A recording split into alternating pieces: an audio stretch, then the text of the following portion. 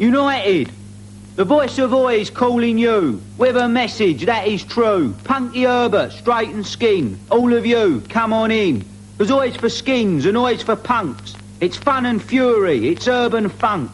Yeah, the voice of Oi is unity. The beat of the street is you and me. United is the thing to be. Think how strong we can be. United against society.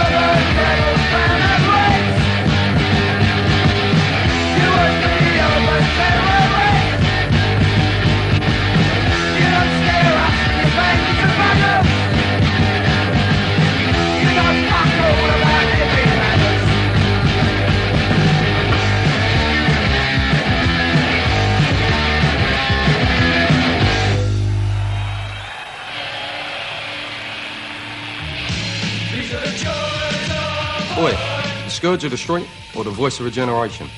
Ask any two people and you get two very different answers. One thing that can't be contested, however, is that Oi is the most real entity the music industry has ever had to contend with. When Malcolm McLaren's punk rock bandwagon crashed down at Sellout Station, the so-called New Wave exploded into numerous factions. Mod, Two-Tone, the New Romantics, even the new wave of British heavy metal, all of which claim to be the contemporary face of British music. But, whilst the immoral majority of 76 were still posing it under the bright lights of the King's Road, a whole host of vacant youths all over the country that were left unable or unwilling to subscribe to the mainstream punk tribe played a new breed of punk in the pubs to football terrace crowds. Priding themselves on their no-nonsense, hard-nosed attitude and their ability to reclaim the lost reality of punk, bands such as Cocksparrow, Menace, Slaughter and the Dogs, and a band whose army gave them more than their fair share of aggro, as well as chart success, Sham 69, came through and kicked down the doors for what was to be a movement of working-class kids savaging the ankles of the music industry. Punk was probably the best thing that ever happened to English music, rock and roll music, whatever you want to call it, in 76, 77. And it took us over. It was something we'd all been waiting for. We'd all been listening to, like, rock, but it just wasn't kicking, you know, it wasn't giving it. And punk rock did that for us. And, you know, we'd be up Marquee, which is just Vortex, 100 Club, anywhere like that, watching the bands. And then it started fizzling out because it was taken over by corporate trendy music. College corporate trendy, yeah. arseholes. Yeah. And they were playing punk rock, and they weren't into it. And then, luckily, the football scene, it was the football scene that took it all back over for the Oi scene. And I'll never forget being at West Ham one day, and a mate of mine was in the West Side, and I went, what's that badge you got on? Who are Sham 69? He went, oh, they're a new band, they just started. He said, they're great. He said, go and see them. So we did, and that was it to us. It was harder punk rock. It was street level. Talking about punk things rock, you want to hear. You know, and it was all involved with football. The boys were like watching West Ham or Chelsea or Millwall, whatever team they was watching, and they'd go afterwards and go and see a show, and it'd be what we felt was a proper punk show. And there'd be a band like Sham Sparrow. I mean, this is the early days. This is like, you know, 78, 79, and it was a kick on from there, and we formed a band. And what did we want to play? And we wanted to go in that direction.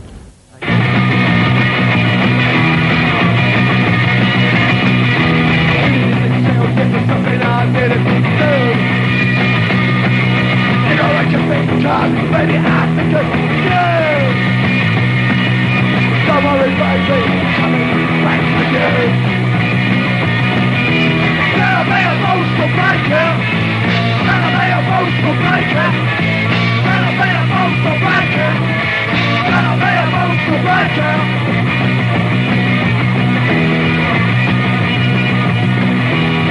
Cause the church don't know what about what I do. When I love this thing, I'm just for you.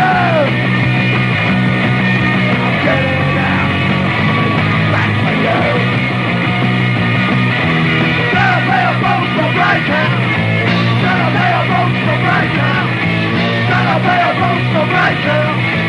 Gotta pay a boat for breaking.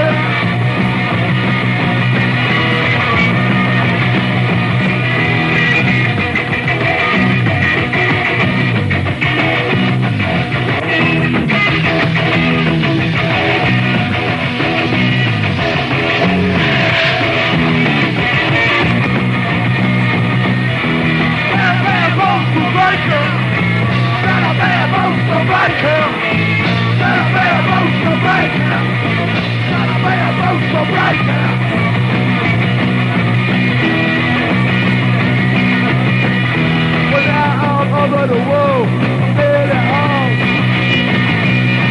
Going through that door, coming back for you. Coming home, coming back for you. Gotta pay a boat for breaking. Gotta pay a boat for breaking. Gotta pay a boat for breaking. Gotta pay a boat for breaking.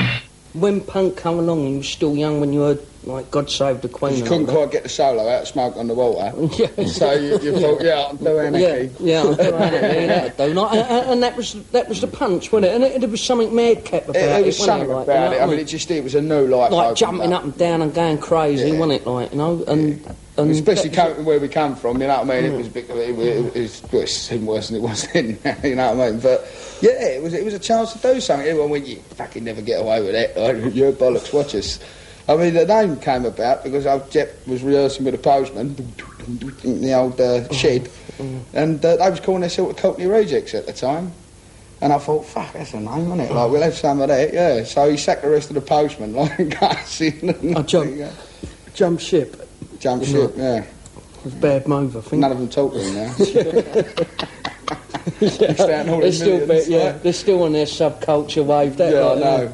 Fucking hell, they're probably earning a fucking mint now, a lot of them. Postman, yeah. Probably all postmen. Yeah.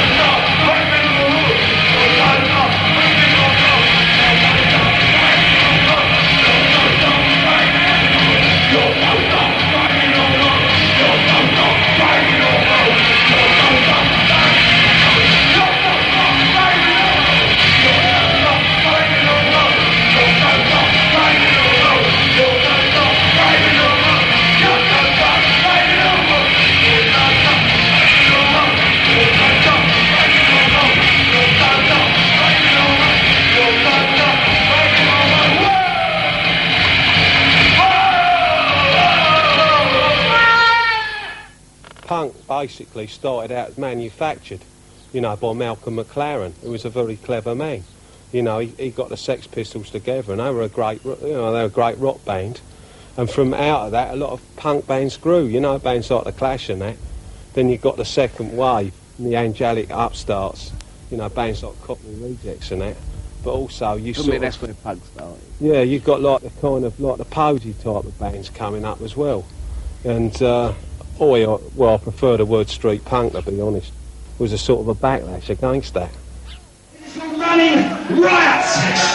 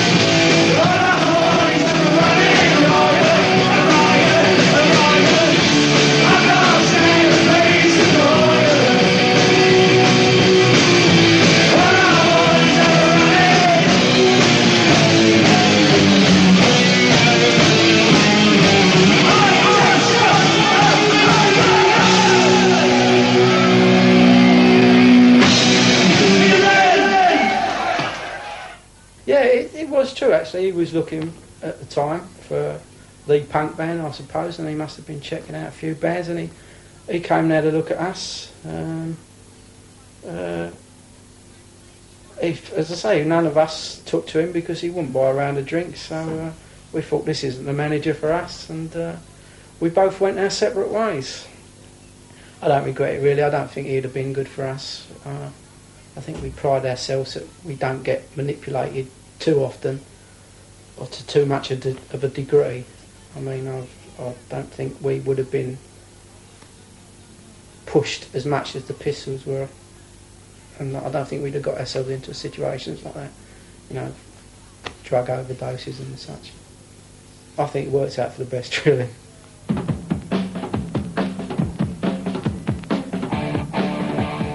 3 years later saw the rise of a second wave of bands, who, although influenced by their earlier punk rock counterparts, had a much harder edge and lyrically were much more down to earth. Football, Courage Best and the mandatory weekend punch-up were much higher up the scale of preferences than the mythical cultural revolutions favoured by the original punk bands. Gary Bushell, then a journalist for the weekly music paper Sounds, saw a pattern of similar bands emerging and was first on the case to examine what seemed to be a new species of punk. Using Sounds as his tool, Bushell wrote about and reviewed these bands, giving them exposure on a scale that bands of today can only dream about. But the scene was still without an identity. Playing on the rowdy images of pack leaders, the Angelic Upstarts and the Cockney Rejects, Bushell compiled the first of many albums used to promote this new face of punk. When I was playing, you got all them silly boneheads jumping over it. You just go, oi, calm down, you know what I mean? Like, oi, leave it out, you know what I mean? Gal must have sat there going, we done a song night called Oi, Oi, Oi, which was like... oi, slow down, you know what I mean? It was like, I have been given a vision. With this vision I shall go forth and create a movement. All little boneheads will beget older boneheads, and older boneheads will beget even older boneheads. You might complete cunt yourself, basically. I used to look like, that was it, and Oi was really born out of that, and you should look at these, like, I know they paid their turn up, like, you know, but I'd like, you know, and they got Oi, like, skins tattooed on there. I thought, oh, fuck me, you're going to regret that in a few years, mate. Gary basically championed his own scene, so to speak, because the likes of Sham 69, the Rejects, particularly with like the newer, because Sham was still classed as sort of part of the original wave, as Sparrow were, and then the Rejects came through, Angelic Upstarts, Foreskins, Business, Last Resort, Infra Riot, bands like that came through, and Gary actually championed his own scene, and for want of a better word, he wanted to develop a name for it, and there's this huge scene going around London at the time where it says, oi, you, over here, oi, what are you doing? And, oi, it's as simple as that. I think Bushell definitely was very, very important to it, because he was the only journalist at the time in a position of power who had the access to write about these bands and who had the balls to go and do it, because he really did stick his neck on the line, because most of the other journalists, particularly at Sounds, some of the trendy ones, they didn't want us in the office or anything, you know, and he really did get a lot of stick for that. But he stuck by it. I mean, put Business on the front cover and The Blood and various other bands, and he helped organise tours. I mean, it was him who got the Oi albums off the ground in the first place. The publicity he gave those bands led to them getting record deals and new labels like Secret and No Future setting up, just because they had an access via the fact he would write about it. And he also spawned other people like, say, for instance, Carol Clark at Melody Maker, or other writers like that came along in his wake and also agree, well, yeah, these bands are good, but Bushell sort of blazed a trail for it. I think he was, you know, I think he saw something, like the Partisans, say, from Wales, and Blitz from Manchester, the Business from South East London, Foreskins East London, a bit like the back of the Carry On Oi album, where he's got the picture of the UK, the kids that came from everywhere, the East Ends all around, and basically he just saw them all there. The Partisans probably didn't know the Foreskins and vice versa, and just brought them all together, and hey presto, there was a movement, you know. But I think you can't understate Gary's involvement in it, although, you know, he might have dropped out of it later on, but he more than broke the back of it. And I tell you, he's still a fan of it. I'll tell you that for nothing. You know, even to the point that this month's Q, I think it is, has got his favourite ever gig, Angelic Upstarts. You know, it's not Iron Maiden or one of the big things he's been abroad in. It's Angelic Upstarts in a prison. So I think that about, you know, still his art is definitely there. I think so anyway, you know, so. Well, at that time, in 1980, it was a real excitement around, because we were in the grips of a real renewal. It wasn't so much a revival as a renewal. It was really, there was a lot of bands about, and they were getting back to what the basics of what punk was supposed to be about, because a lot of the punk bands, the first wave of punk bands, have been complete hypocrites and living a lie. You know, they were claiming to be going on about being working class and from tower blocks, of course, and they was all coming from middle class suburbia and posing it, and art school people, and, you know, always made me laugh. Joe Strummer singing about a white riot when he was living in a white mansion over in West London, and so this was the real thing. A lot of these bands, the Rejects, the Upstarts, and all the bands that were around them, there was a real good atmosphere again coming through. That there was something happening, and it was for real this time.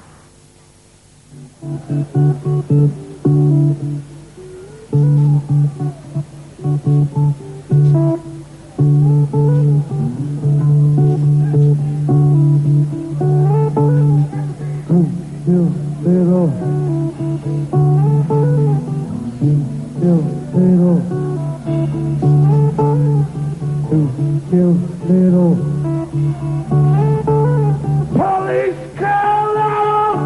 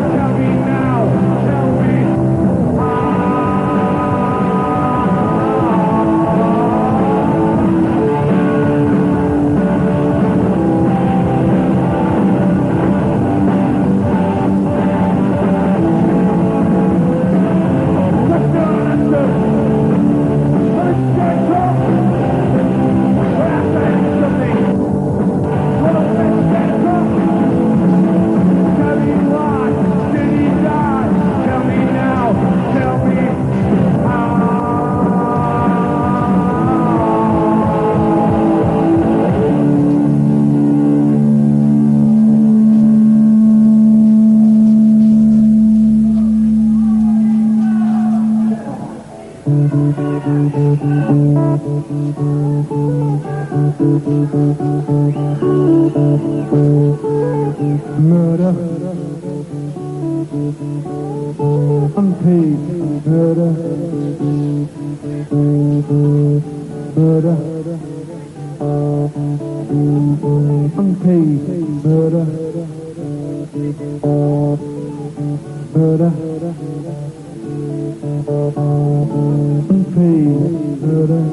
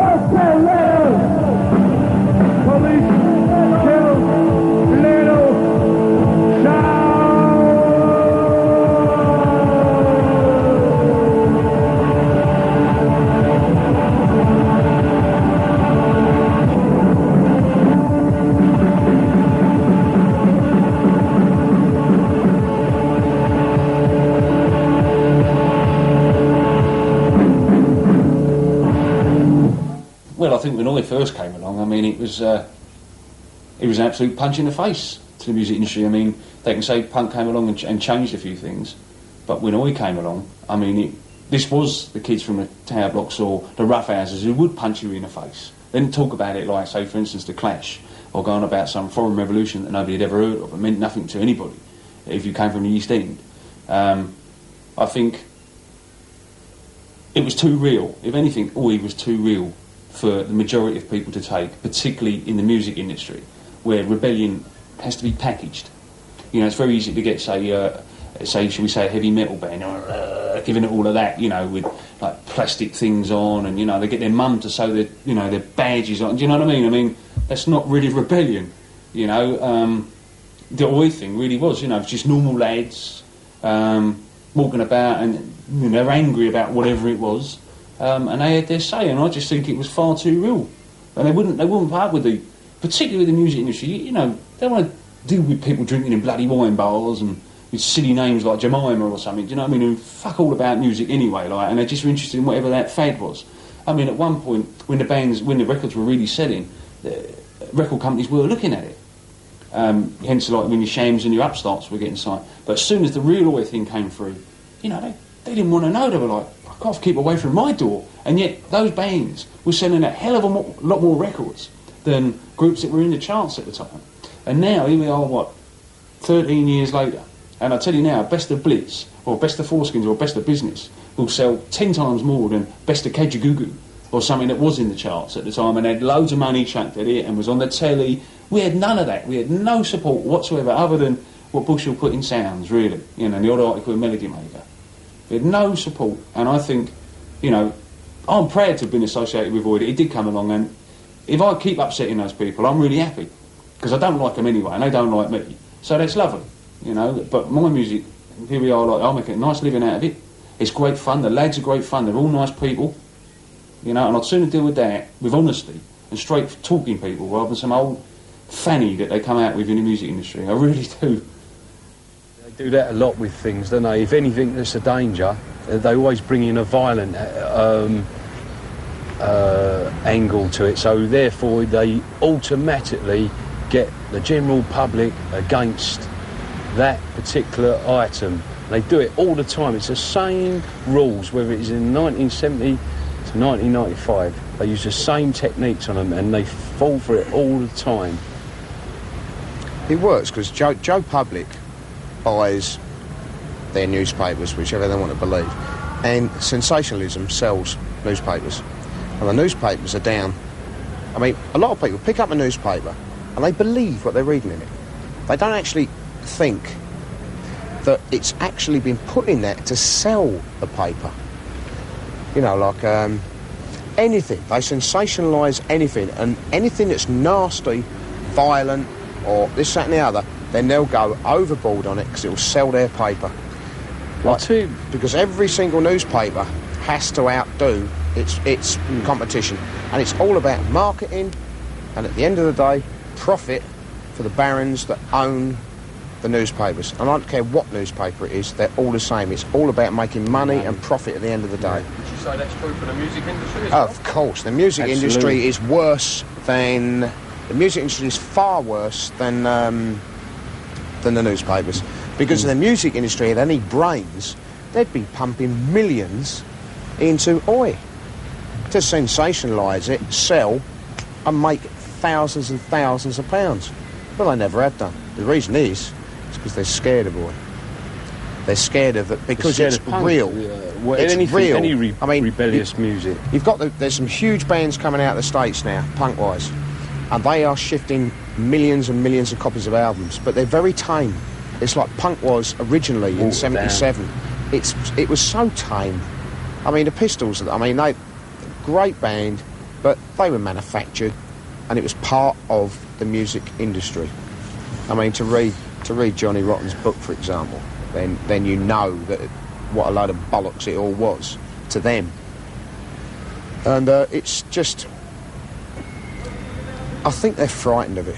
It's like people are always scared of. I mean, the only other thing that I can think of is like football violence, stuff like that. That wasn't manufactured. That was real, and everyone was fucking scared of it. Well, truth hurts, doesn't it? Do you know what I mean? You know, no one likes to hear what's fucking really going on. I mean, this media thing is so fucking powerful. I mean, you know, like your nans and granddads, they believe what the fucking news tells them. They don't, because they're so far away from the realism of it all. They don't like skinheads in rock and roll bands, basically. You know, I hate it.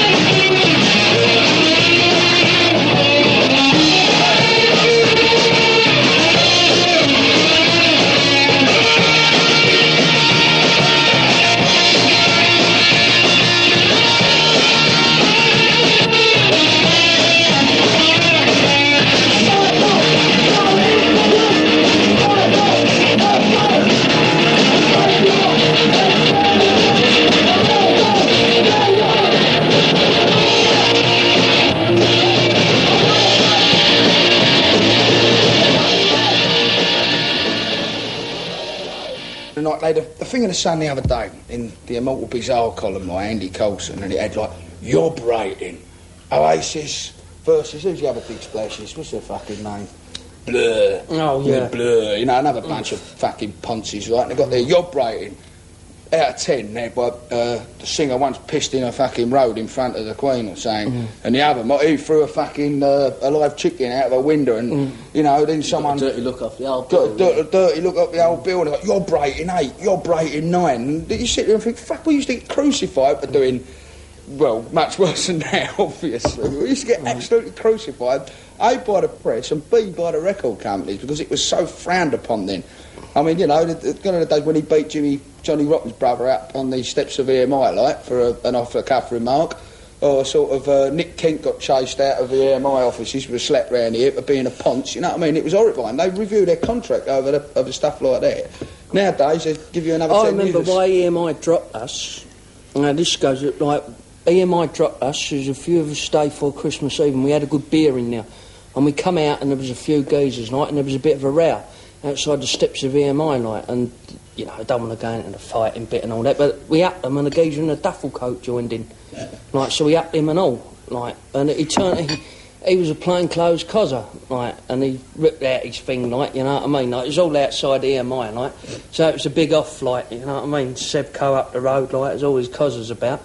I won't go, some cunt grass me, like, you know what I mean? 5 o'clock on Christmas Eve, like, you know what I mean? Some of that out your bed while you're trying to sleep. And that's why EMI dropped us. Yeah, it was Terry Haynes or someone who, thingy. But now, if you had, say, Oasis or Guns N' Roses done that outside a big record company, they'd be heroes. But that is why they get another 10-year they dropped us, because I got nicked for assault in a copper out there and had to go to the Old Bailey and all that, and they said, we can't have this, didn't they? What do you think, like, you know? the Bizarre would give us in their yob rating, like, on times past, you know what I mean?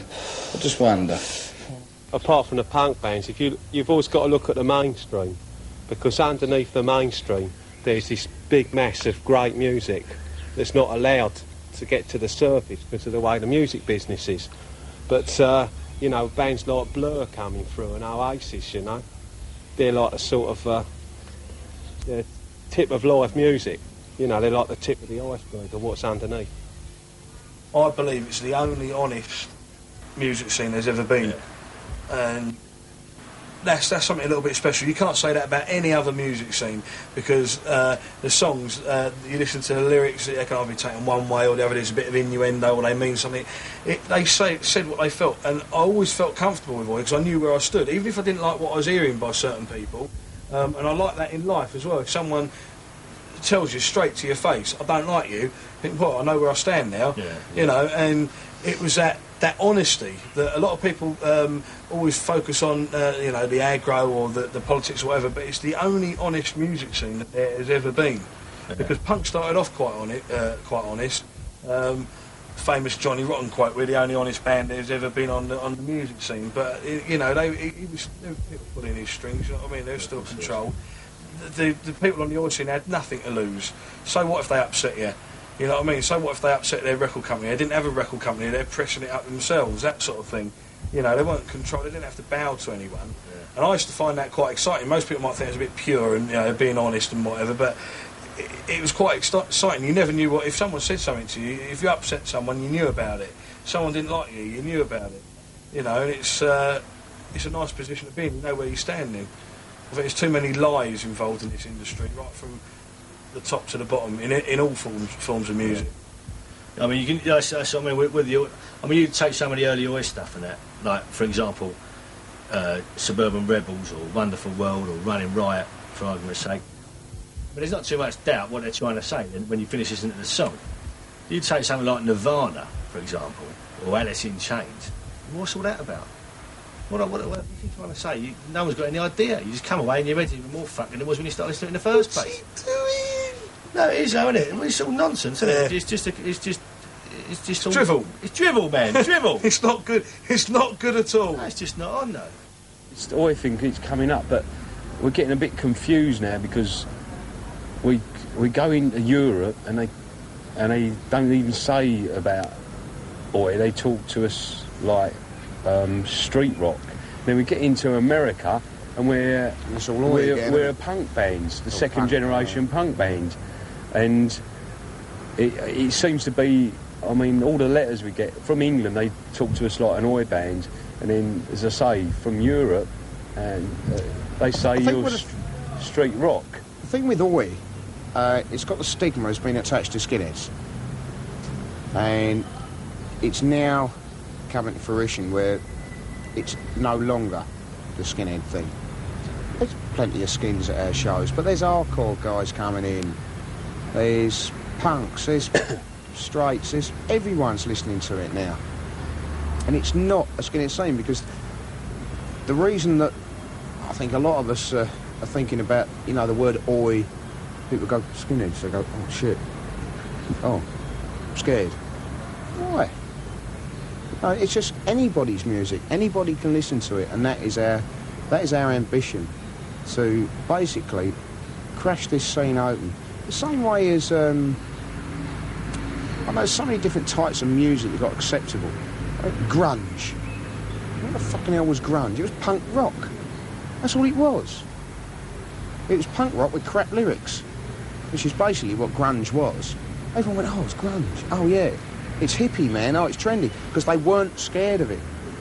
But it's not saying nothing, because you had Kurt walking around going, oh, hello. Yeah, you know, out of his face most of the time. Safe music. But no one was scared of him. They were safe. You know, they could manipulate him and he'd sit there, like, give him a joint and he'll say whatever you want to tell him. Priding themselves on their honesty have backfired. The two-faced upper-class bigwigs in the media and music industry wanted shot on them, so false accusations were made about the bands and music which attracted rogue elements to gigs, ultimately spelling out the beginning of the end. The media had signed the music's execution warrant.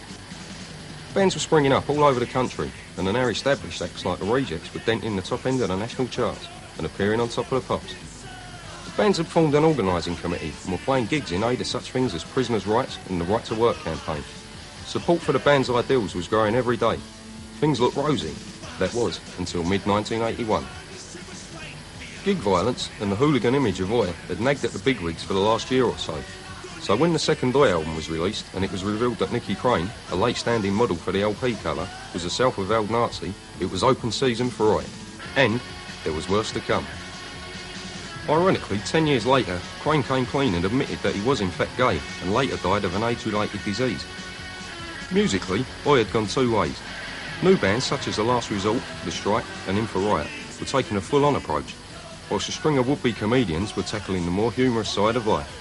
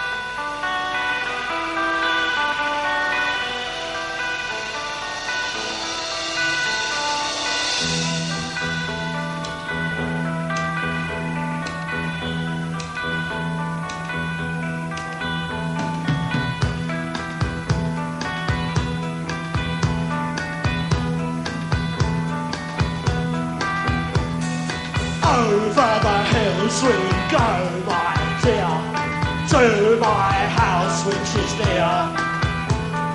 It's a little house with red curtained windows and a fireplace with red glowing cinders.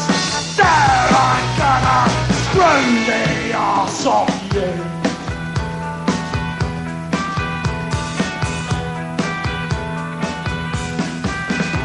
I open the door, we stand inside. You sit down while I switch on the lights.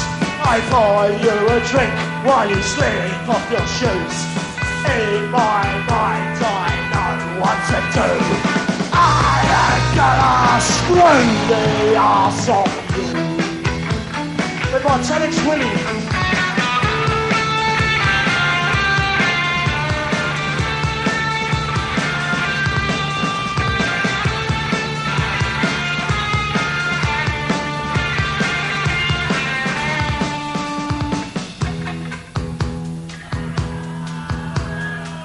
What a wally.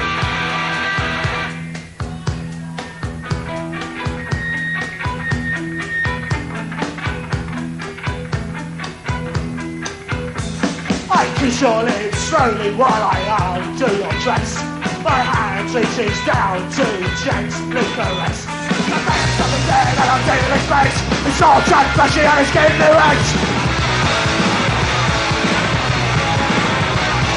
I've been chilling tonight. Genocide! I've been chilling tonight! Genocide! I've been chilling tonight! Genocide! I've been chilling tonight! Genocide!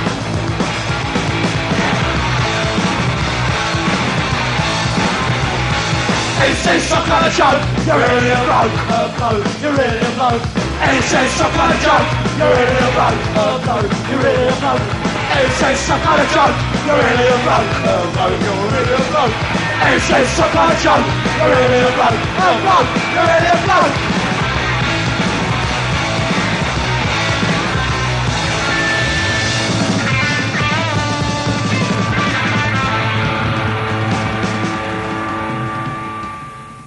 To Bombay, a travelling circus came. They brought an intelligent elephant, and Nellie was her name. One dark night, she slipped her iron chain, and off she ran to Hindustan and was never seen again.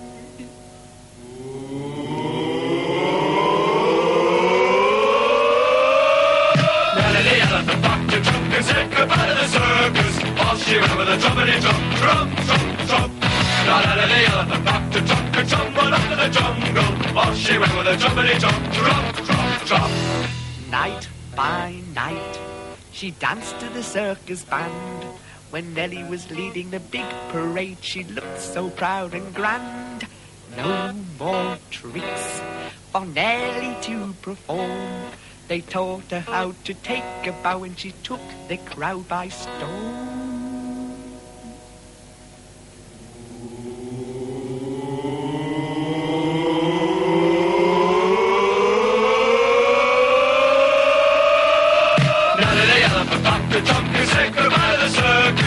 She went with a jumpity jump, jump, jump, jump. Now Nellie the elephant packed a trunk and tumbled up to the jungle. Off she went with a jumpity jump, jump, jump, jump. The head of the herd was calling far, far away. They met one night in the silver night of the road to Mandalay.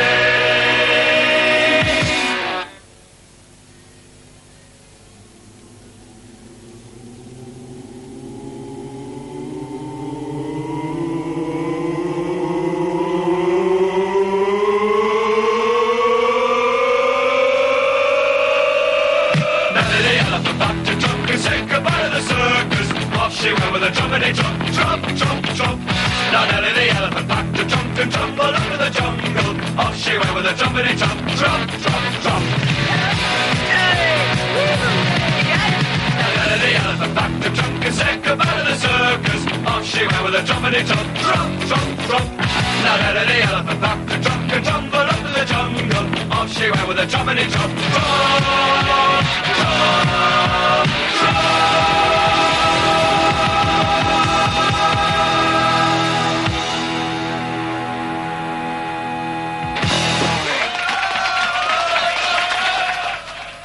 the energy and the attitude and everything from the early bands and the songs they wrote seem to be in a different league. Perhaps it's because we're used to it or whatever, but there's no one that really has really excited me that's come through the ranks new. And I think that's why there's bands like Sparrow and The Business still going out, still going abroad and playing. It's because there's still the punters out there and they want to see something, but there's no new bands that the punters look up to as good as that. Ideally what we'd like is a younger band to come up and hopefully sort of say, right, you know, bollocks, we're going to try and be the new business, and boot us off the stage.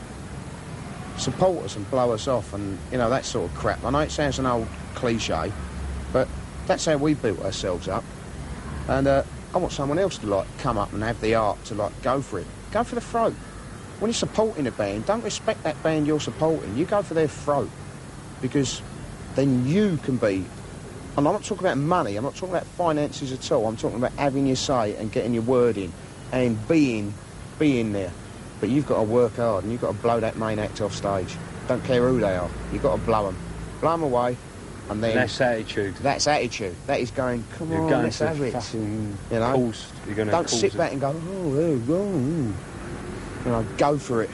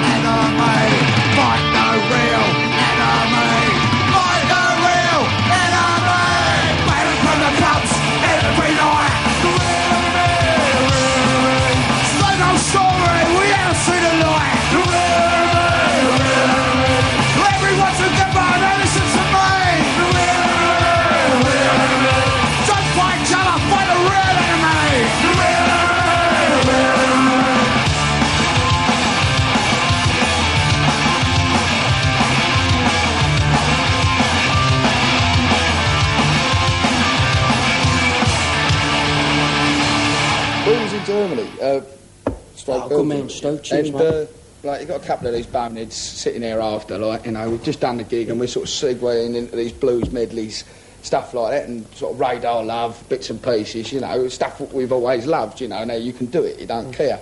So we're doing this, and we went backstage, and there's just a couple of boneheads sitting there like this, and he goes, "What are you listening to now?" So he turns around and he goes, "Oh, that Travelling Wilburys album, brilliant." He went, "The what?" He went, the Travelling Wilburys. He went, "Oh, what music are you liking?" He went, "Oh, the same, you know what I mean?" So I got through Hendrix, through Zeppelin, through this, that and the other, you know, you've got a couple of bands coming on there, Thunder are pretty good. "Oh, my God, you are destroying statues." Yeah, I know. And all this. They were shocked. They thought we'd walk in. I mean, forget this, mate, this is natural. I'm a conscripted skinhead now, like. But they sit there, they think that we're saturated with posters on their bedroom walls now, with one stinky bed there, you know what I mean? Never mind the wiping kids and all that, you know, and you're sitting there with your fucking Oi thing on your turntable, going fucking play out like, oh, bloody, I fucking love it, I do. Fuck all that. Better is the enemy, a major is the enemy. Major is the enemy, yeah. Fucking badges on all over. Sad. It was amazing to me when we played abroad that everyone knew every word of every song. You know, none of us expected that, you know. And sort of, 700 or 800 Germans singing "England Belongs to Me" was a bit mind-blowing, really. But it was good, because they were singing it in the right sense, you know, that it was just a good sing-along punk song, rather than any sort of deep motive in it, which was great. what's interesting to me is why is this scene, why is the Oi scene the only scene that has to bring politics into it? It is surely it's a music scene, and like it's the only scene that's ever you've got to stand by what you say. You've got to have your badge on your arm, or if someone asks you a question, you can't evade it. You've either got to say I'm left, I'm right. There's loads of other music scenes, and we're talking about pop, dance, you know what I mean, heavy metal, whatever. And they could just play music and be accepted for that. Occasionally you might get a band which will go and do a Greenpeace benefit gig or something like that, and they are the ones that are proud to stand by it, but that's their choice. But it seems like in the Oi scene, you don't get a choice. You've got to say one or the other. They want you boxed, so they can pinpoint you. And I think it goes back to the old thing that most people are still scared of Oi. And the stuff that's been written about it in the past has been a lot of bullshit, and they're still very unsure. There's no smoke without fire. What are you? Go on. Let me stick you in a box, and then I feel more safe with you. I'm more at ease. I'm more comfortable. And we're not having that. You know, I don't need to be put in a box. I couldn't fit. But you know, no one's doing that to us. We just want to play our music.